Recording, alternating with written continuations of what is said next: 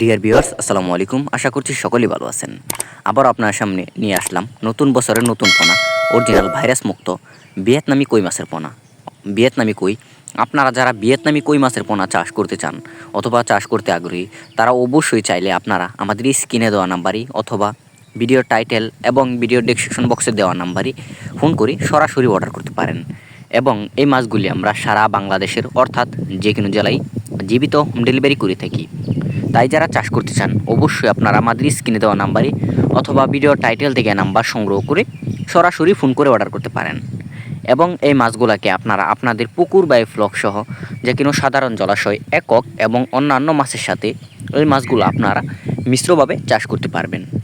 তো ভিউয়ার্স, এই মাছটিকে আপনারা অন্যান্য মাছের মতনই ফিড জাতীয় বা সমান খাবার খাওয়াতে পারবেন, যেমন এসিআই, আগাতা, মেগা এবং নারী সহ যে কোনো কোম্পানির খাবার, এবং ডুবন্ত খাবার হিসেবে রয়েছে সরষার খোল, কুড়া, ভুসি ইত্যাদি।